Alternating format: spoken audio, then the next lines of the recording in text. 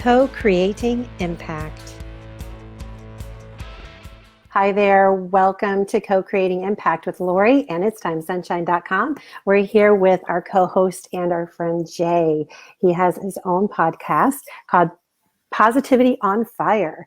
And we're here to get to know what's behind his mask, what's beneath his smile. Jay, welcome. Hello. Thanks for coming on. Thank you for having me, Lori. I appreciate it. Yeah. So tell me a little bit about your story, how you got into the podcast game. How I got into podcasting. Yeah. I actually did one quite a number of years ago.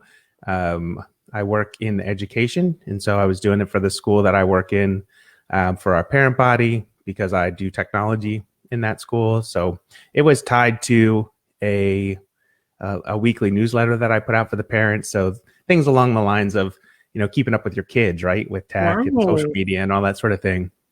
And they talk about the podcast fade, like you get to episode 7 and then people either keep going or they fade off.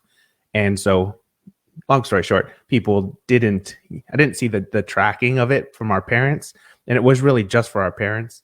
And so I was putting a ton of time into it. So I decided, I've got other things that I have to focus on. I enjoyed it, but it also set me up well for having to focus when I was ready to do it again. So yeah, so it gave you that experience, which is really, really good. Yeah. Now, how did you get into it the second time, and how many episodes do you have up? So I have, what do we got? 5 episodes. I think 6 will go on Saturday this week. So it's every Saturday morning.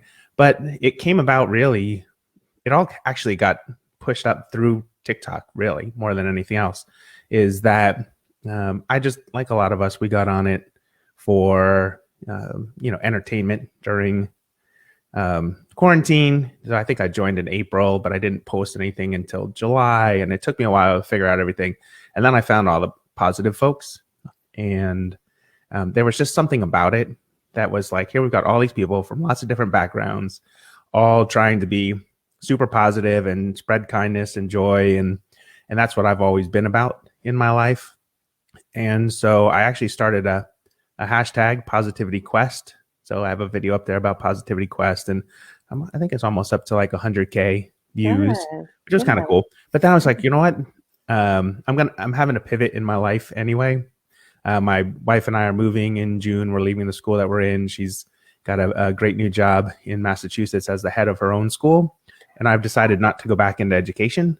And so the podcast is actually an on-ramp to what I'll be doing, is basically training right now to become a personal and executive coach. So. Oh, how exciting for you. Yeah, teachers are the best. I was an educational aide for the developmentally disabled in our school system, and I love teachers. And tell me a little bit about what's beneath your smile, what feeds your soul. If there was any stress in your life, what resources and tools got you to where you are now with that positive vibe that you have? So growing up, I think I mentioned this in the podcast and other places, but I was a military brat. So we moved around a lot. Yeah. And so I kind of had to have that positive mindset, because every couple of years, my dad would come home and say, all right, we're getting transferred and here's where we're going. And sometimes we would go back to where I had lived before and I could just fall in with old friends. But a lot of times I had to meet new people. And so if you don't have a positive mindset around that sort of lifestyle, I think it makes life a little bit more difficult. So I just embraced it. And I've always, my mother always, taught me to be kind to everybody that you meet, never burn any bridges. And that's kind of what has driven me, I think, my whole life. And then more recently, back in, 2007, we had a house fire. My wife and I and the kids, we lost our house in a fire, and both the neighborhood that we lived in and the school community, the way they rallied, like no questions asked, just rallied around us. And that was like, I think that was it. And I didn't intend for my podcast to be called Positivity on Fire because of that episode in our lives, but maybe subconsciously that's where it came from. I don't know. And so from that day forward, I was like, this is how I'm going to lead my life. I'm going to try and bring a smile to somebody's face every single day. It could be my wife. It could be my kids. It could be a neighbor. It could be, random strangers. It doesn't really matter. And so that's kind of how I've really focused on leading my life since then. It was there before, but that really, I think, brought it out. So what self-care do you do in order to keep that positivity going? Do you like meditation? Do you like journaling, running? Like, what is it that works for you? So when I was, when I was back on the workout train before COVID and before other things, I swam. I was a swimmer in college, so I swam for exercise, and that is a great way just to kind of just think and live your life. And then things have changed, and I don't do that anymore. But recently, I have gotten into meditation. So I'm a big routine person. And it's weird. Like, I love routine. Don't mess with my routine. But if you want to do some big change, that's fine. Like, I'm all about big change and innovation. But I have a routine in the morning. Every morning I'm up 5 o'clock. I meditate. Then I started to get back into working out again. Mostly right now, it's just stretching and yoga, trying to get this old body back into some sort of form to actually do something a little bit more intense. And then stretching is good. Yeah, exactly. I should have listened a long time ago. My brother's a big stretcher, and I should have listened to him. There's two things I should have listened to him about. One was stretching, and the other was getting into Bitcoin back in 2015 and 16. But that's a whole nother story in and of itself. Right. But he's a younger brother, so you don't always listen to their advice, right, when you're the older brother. But for my meditation, I meditate, and then I use the Daily Calm. You may be familiar with it, the Calm app. And I then, right then when I'm done, they always post a quote, and I take that quote and I think about it, and then I do an Instagram post right then. It's just a brain dump of what I'm thinking about around that topic. And it's on my Instagram account, positively_J, just like TikTok, and every single morning without fail. Like, and that's my clarity for the day. That's kind of like brings me into how I want to go about the day. So that's what works for me. So that is awesome. And I can see where that can keep you positive. When you lost your house to the fire, what feelings did you have with that? And are you like a minimalist now? And were you able to find pictures and things of that nature? Like, I can't imagine going through that. Yeah. So we lost really the top half of the house, and downstairs we were able to get a lot of things out, a little bit upstairs, but not much. But I'm a procrastinator by nature. And we had a bunch of boxes in our garage, and I had just moved them all up to the attic like the month before. Yeah. Yes. And so there was a lot of things in there that were like personal from when, I was younger in high school or whatever. And so I lost some things there. But what we took away from that, you would think we would be minimalist now. Yeah. Say that 10 times fast. Right. But we're getting ready to move in June, and we started back in October, and we've accumulated so many things in 13 years. It's unbelievable. My wife and I made a pact as we're going through this to say, yes, now we will be like living minimally in terms of the things that we have moving forward. So, right. It kind of puts things into perspective. Like, how important are things? Are we leaving them for our children to pick up after? And what are they going to do? Do they want the things, They definitely, they don't. Their lifestyles are different. Oh, absolutely. So what impact do you feel like you've had on others and or yourself with your being able to move through things in your life?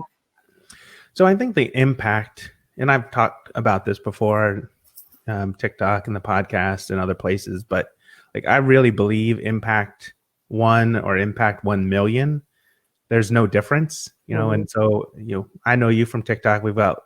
Everybody has lots of different followers in terms of their amounts and that sort of thing. And I don't like the word followers. So supporters and friends is what I like to think of people as there.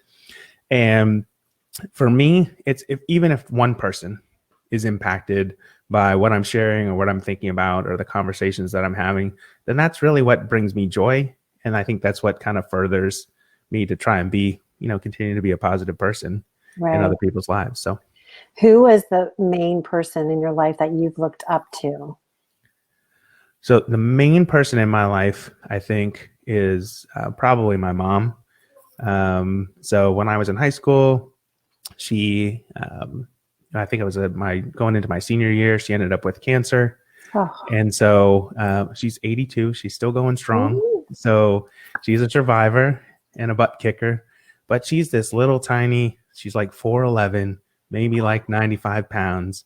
But she's been through a ton in her life, and she just kicks butt every single day. She still walks a couple miles. Like, I was down there this summer because she had injured herself, and part of her recovery, she had to get like on, recumbent bike, where you just sit down and bike. Mm-hmm. And before I left, I said, okay, how was today's workout? She's like, I went 4 miles. I was like, what? And then I'm like looking at myself like, what's wrong with me? Like, I need to get my act together. She's like, 82, kicking butt and taking names. I better get my act together. So, and then the other part of it too, both my parents are amazing. My dad, 83, he also has survived cancer as well. Wow. He did it at 80. And he had an 8-hour surgery and spent less than 24 hours in recovery. And so I really need to get this body in shape, Lori. They're perfect examples of like how I need to like get my act together in that regard. So yeah, and isn't it great that they're still vibrant and healthy and giving that example for us? It's fantastic, the older generation, and just the wisdom that they have and they carry with us and continuously teach us. And the whole mind, body, and spirit thing, if we're not emotionally prepared, if we're not, whether it be therapy or medication, or if our mental health isn't there, then it's harder to get out and get that physical activity, to get exercise. It's harder to eat healthier. And so I really am a big component about mental health in that aspect of health and wellness. Yeah. Absolutely. Yeah, it was a joy that was spent probably 6 weeks in total down there this summer. Just lending a hand around the house, while my mom was kind of recovering from this injury. Yeah. And like every night she would pull out a different like photo album, and just to go through and like remember and have conversations and capture all of that. I took notes like crazy, my phone, and asking my parents about like their history of, my dad loved this, the history of their cars, all that kind of stuff. Like, what car did you have as a kid, and all the way through, because my dad's a big car guy. And so, but that's the kind of thing, like, I think that's what keeps me going and other people in our family going. It's like the positivity comes from like the impact my parents have had on me, and what I'm trying to have on my kids, my wife and I are trying to have on our kids. And then, everybody else, like everybody needs somebody in their corner. So. Mm-hmm.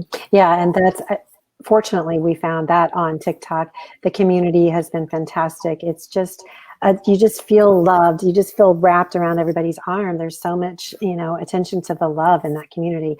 And Jay, thank you so much for coming on to our podcast. And I appreciate you. Positivity on Fire podcast for Jay. Check him out. Thank you, Jay. Thank you, Lori. I appreciate you being here, and I definitely need you to come on the show as well. Definitely. Thank you. Yeah. Bye.